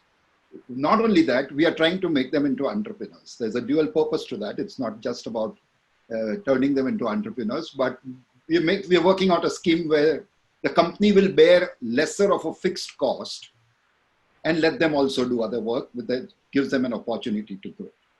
Anyway, coming back to online learning, I believe, yes, a lot of what we do for designers can be taught completely online. In fact, I would go a little beyond that, because I'm working with an institute in India, a jewellery teaching institute, where I have given them a proposal where even manufacturing, 90% of it can be taught online. Yes. One of the biggest challenges students have, say, a student from Baroda coming and staying in a place like Mumbai. I'm giving you a local example because that's what I know about. Now, coming and staying in Mumbai for 6 months, 12 months to do a course is extremely expensive and also psychologically a burden. A lot of people who come from these smaller towns are not used to the city life. What we are trying to do is to create online courses and tie up with manufacturers in various towns where the students can go and practice on-hand manufacturing processes. Okay, they're still on paper, there is nothing to say. But what I'm trying to say is that it can be done. I do innovation courses. I do it for my alma mater also, where we have a lot of workshop, actual hands-on this thing. I do it online. Okay. I do a whole semester's course only for the last 2 talks. I go there, and not because I needed to go there. I go there so that I can interact with my students. I can network with them. And they get to know me as a person rather than just somebody whom they see on the screen. That's excellent. Okay, Thank you so much. Everything is possible. I mean, completely. Absolutely. Going to Ms. Naida. Yes. will Zayed University put 100% of their syllabus or courses online, where we do feel that there has to be an interaction between machine as well as the student? I don't think it will be the case. I think it will reach a balance where the online and offline teaching will get together and take the best of the experience of the COVID situation, taking into the post-COVID and the future. That's I think that's what inevitably is going to happen. You know, some things which we learned during this period, we will take it to carry on, the positive ones, you know, and then progress from there. The future is never be the same, definitely. I mean, we all know that. But totally going online is not a good idea, because then there's still the factor of the human presence and the emotional impact, the eye-to-eye contact. You know, it's very important. And when you're looking at the screen, you know, there's still this kind of a wall between you and the learner or a teacher. Right, so that's not going to be the ultimate result, you know what I mean. But I wanted to make a comment about the previous speakers, just to add some comments on and my question is about how do you see really the manufacturing online? Because the design already happening.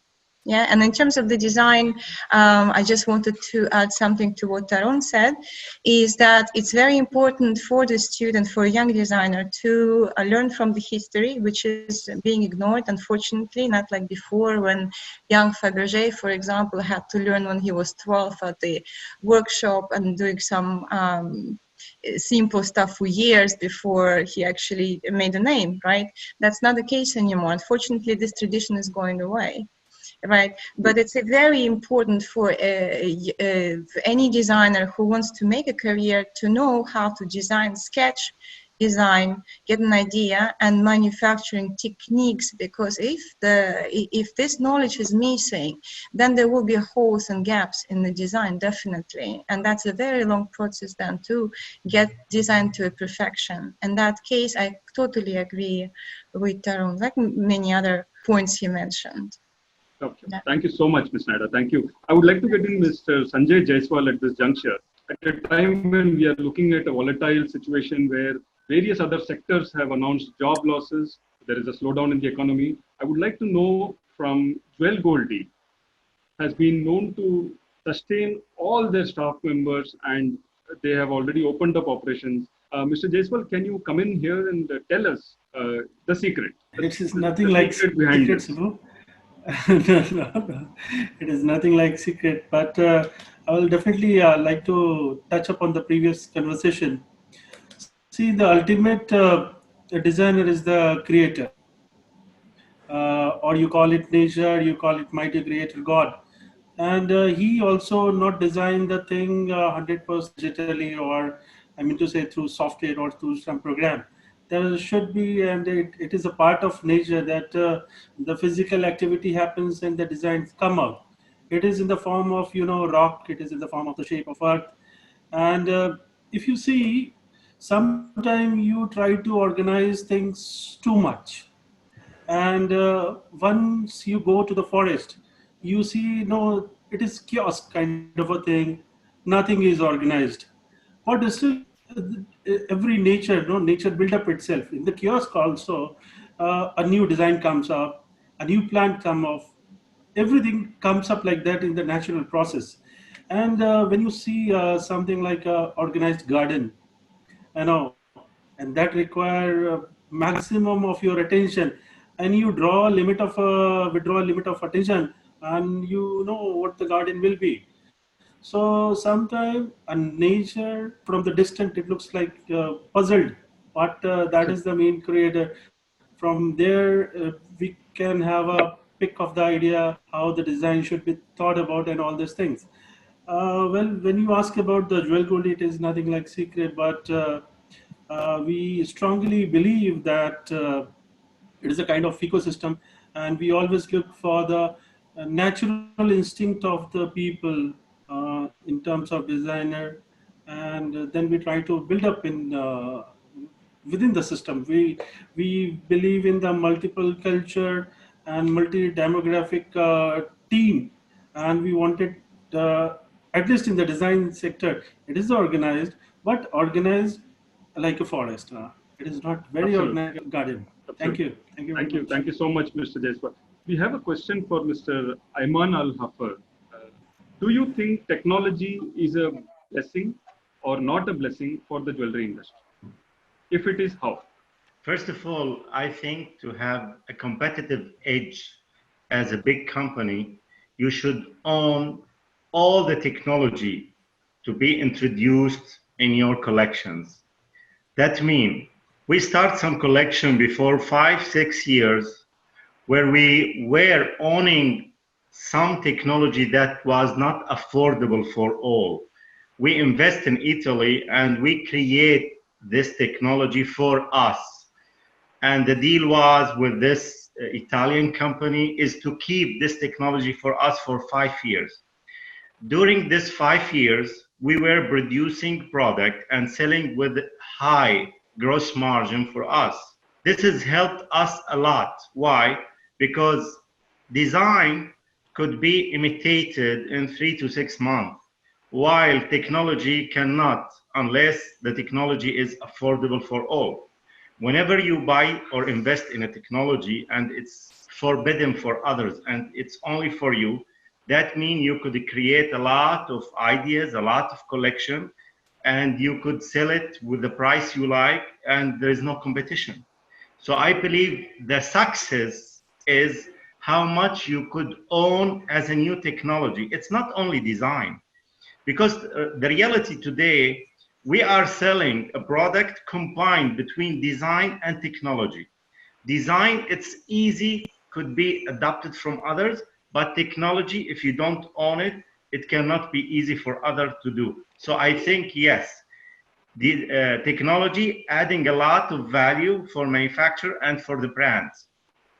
Again, we develop a lot of collection during the past 25 years, and we made a good gross margin because we were owning this technology alone. I have a question Right. regarding that. Yes, my friend. Yeah, Yes. to Ayman. Thank you very much for the comment, which leads me to a question about your investment into the machinery.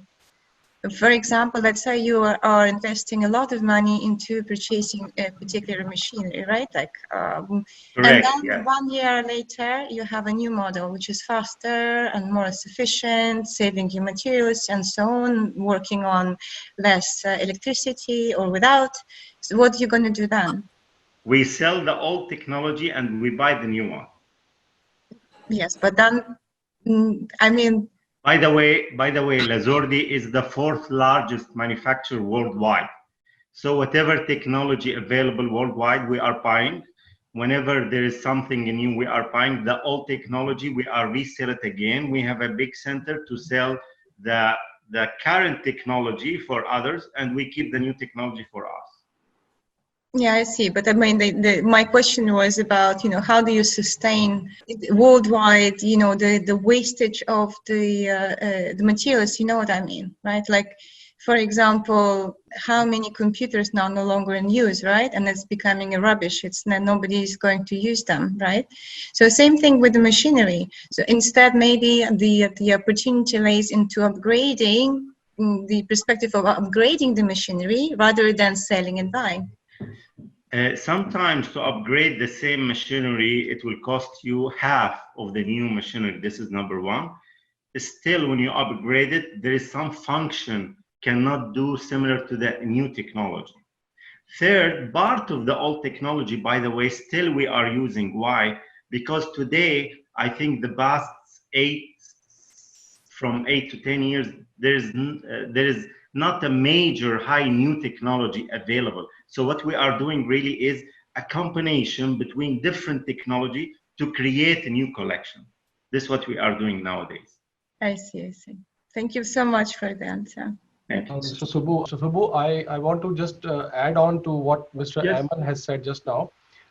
Having latest technology and all the technology in the world is the best way. I agree with him completely. But there is another important aspect to the technology is the innovative use of the technology. All equipments are made for certain type of production, certain type of output.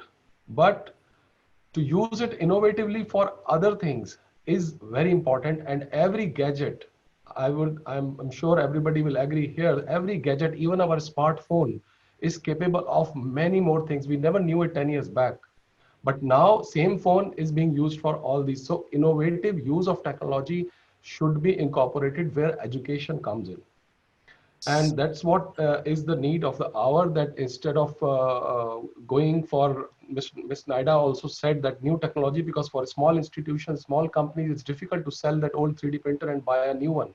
It's difficult to sell that old machine and upgrade to a new one. For a big company, it's fine because they have different departments, different countries. So it keeps on rolling and it can be absorbed. But innovatively using that technology is a very important aspect. Thank you very much, Mr. Jain. I would like to bring in Ms. Bhatt, Ms. Nirupa Bhatt here. Ma'am, we have been talking about heritage and handmade jewelry for quite some time now. And when there is this subject on technology coming in, we would like to have your opinion on, will technology diminish the handmade and heritage jewelry, the artisanal jewelry? What is your opinion? I think, in fact, the technology can help the heritage or the handmade jewelry. Because even when you are using the handmade jewelry, whether it is finishing, whether it is polishing, whether it is selling, I think the technology can really help you to give you a much, much better product. And I think Mr. Tarun Jain made an excellent point here, which is about the technology is available. It is question is, how do you apply that? So take example of the laser machines. Laser machines were available for many years, and the way they have been, and we have seen the use of lasers, say in diamond cutting industry, for example, and now in jewelry manufacturing as well. I think the way it has progressed over the years, it is amazing. The way it reduces the waste, the way it is giving you a better quality. So I think whatever kind of jewelry that you may make, I think technology is always very useful. And one point that I would like to make is that it is very important for us to really invest and help the artisans or our workforce, really to empower them with the technology, help them to understand what it is. And I'll give you a simple example here. Tanishq has done a great job of really driving home this point with their vendors, and Mr. Jaiswal is here. But even for the handmade jewelry, they have said, how do you really help them to become much more productive, get better yield, so that they become more productive, they will be more, they will earn more, they will become more efficient. And I think technology certainly, whether you make it handmade, machine made, whatever, I think it has a great role to play, in my opinion. I manufacture jewelry which is based on Indian crafts. Okay, so I'll give you an example of one of the crafts I work at. It's called the Dokra craft. Okay, that craft is completely green. They use the lost wax casting process, but they do not use electricity. They do not use any chemical-based substance. So there is no investment powder that is used. There is no wax that is used. The wax they use is beeswax.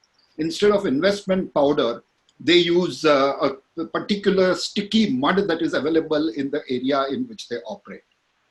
Why I'm talking about this is the question about technology. We still work with those craftsmen without using electricity, but we've helped them to improve their operations manually.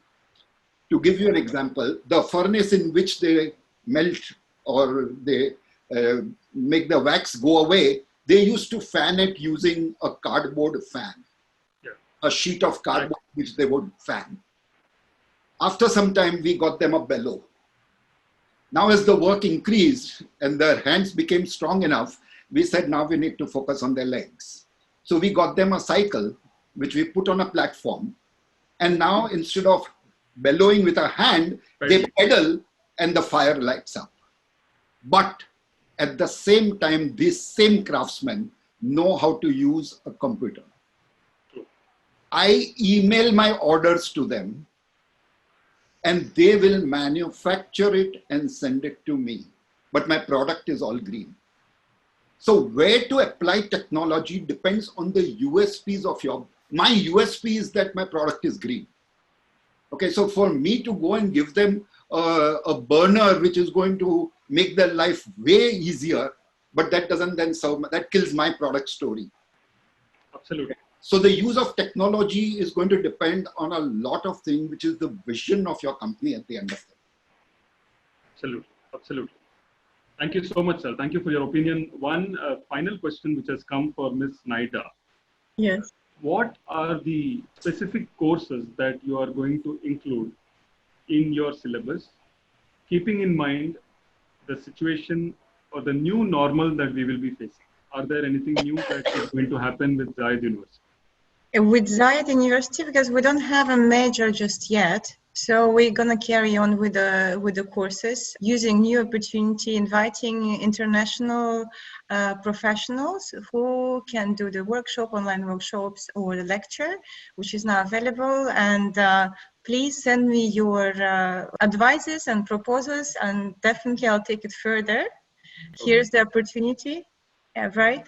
But other than that, yes, we are also working on the establishing laboratory for Zayed University Abu Dhabi and Dubai campus, when we are looking into the latest machinery, talking about which will work then sufficient and easy for students to learn as well, which again takes time and will make so that it will make also for students easier to learn and take it further into manufacturing, because at the moment we are focusing on the design.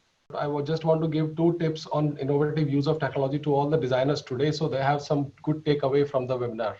So as I said, innovative use of technology to all the designers today, I would like to tell you. One is with 3D printer. When you are printing 3D, you are giving it to for manufacturing. You can do, instead of making 1 print, you can make 2 prints. And the golden spray paint you find for the cars, you can spray on that print and keep it as your inventory, as a sample where you can place your gemstone. Customer will never make out that this is plastic or this is gold. It's just a way of creating your inventory. So, and you will have a masterpiece to match with the finished piece. How's it looking? So always get 2 or 3 pieces printed rather than 1. The second way is when you are transmitting pictures on your mobile phone, the customer is not able Nadia. Yes, I just wanted to say, before I lost my thought, I just wanted to say about we are in tune with Mr. Tarun, because every time he speaks, it's like resonating in my head, because I totally agree. For designers, before you manufacture, presentation and design is very important. Sorry for interrupting. So the second tip for today is when you are transmitting pictures, customer is not able to make out the actual size. So how to give them the actual size? What is the actual size of the piece? So just make a simple thing. Draw outline of your mobile phone on a paper, whichever phone you're using. Place your jewelry on that paper and then take a picture with digital camera or whatever. Send it to the customer and tell them to zoom into the outline of the phone. So when they zoom into the outline of the phone, they will have the actual size. Well, that's all. On that note, thank you so much for all our speakers. And I'm sure this was very informative and educative to our participants. Till the next webinar, we will be inviting you to join us. Thank you very much. I invite Mr. Ashish Garg to say a few words. And I profusely thank Ms. Nirupa Bhatt for being with us always, and Mr. Ashish Garg for supporting us. This e-forum has been presented by Jewellery. We are very thankful to Mr. Sanjay Jaiswal. De Beers Industry Services is also with us while being a part of this e-forum. And of course, Zayed University, Ms. Mahal Sibai, who have been ardent supporter, as well as TransGuard. Thank you very much. And Mr. Ashish Garg, we would like to give you a few words. Thank you. Thank you very much, all the speakers and the panelists. It was a great webinar today. In fact, a designer forum where we have heard a lot of views about the future of the design and how the designers need to cope with the situation post-COVID. We thank everyone for joining in and taking the knowledge from this webinar. And we hope we can continue to do these kind of knowledgeable forums for our industry so that we can spread the knowledge around. Thank you so much. Thank you very much. Till next time. See you. Bye-bye. Thank you. Bye-bye. Thank you all. Thank you. Thank you, everyone. Thanks, everyone. Thank you. Bye-bye.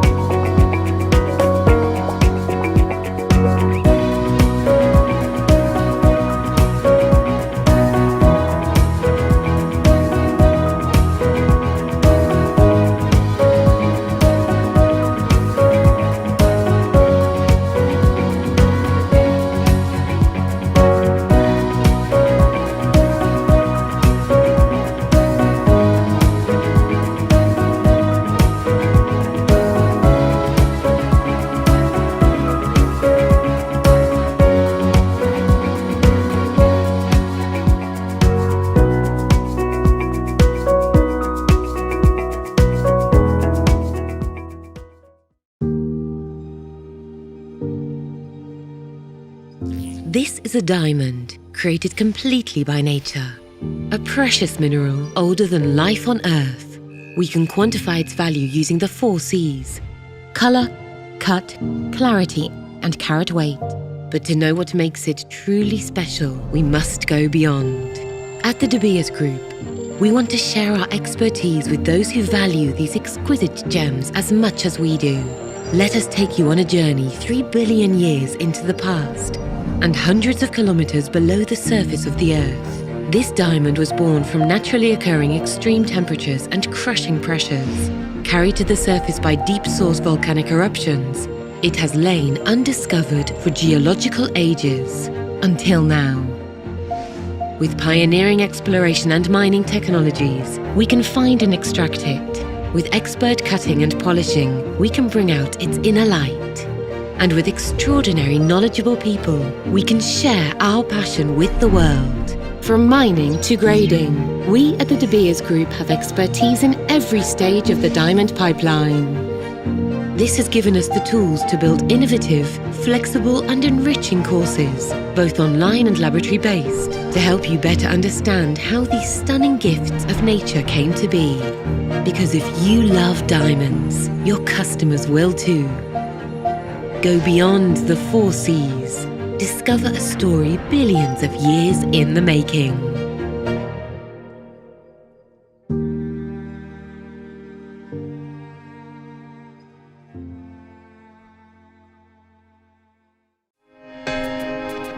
A diamond is not just a purchase. It represents our most precious moments and memories with a timeless beauty that never fades. At De Beers Group Institute of Diamonds, we know how much consumers appreciate being informed enough to choose the diamond that best suits their needs and desires.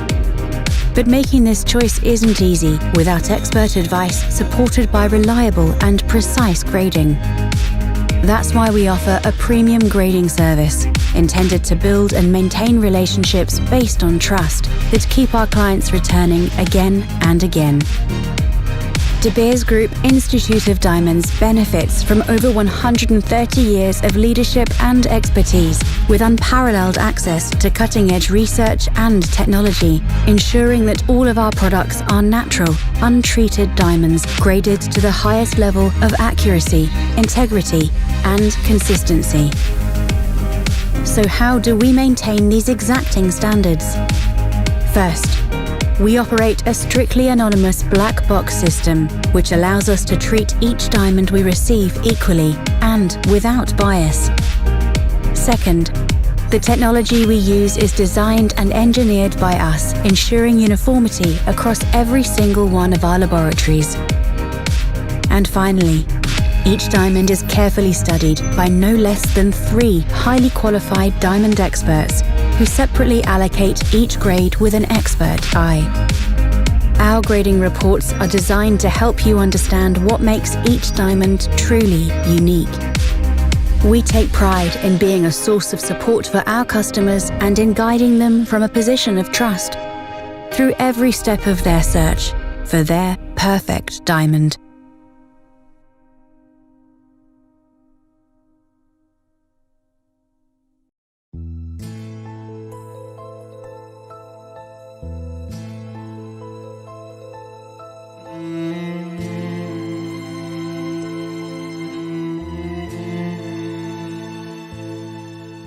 أنا فنانة تشكيلية. من الفن التشكيلي رحت للمجوهرات.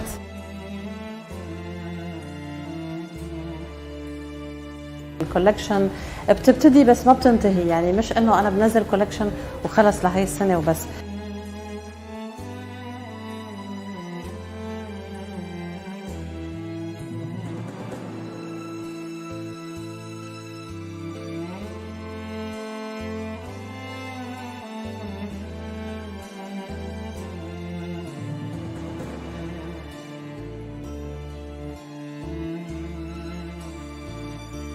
اشتغلت لمدة تقريبا 9 سنوات مع عدة شركات بمجال التصميم، بعدين من 10 سنوات استقليت بتوقيعي. بشكل عام بكل أعمالي لابد أنه يكون في شيء من الشخصية الدمشقية فيه. بالمجوهرات ما في جديد وقديم للحقيقة، المجوهرات هو فن يعني مستمر وقائم.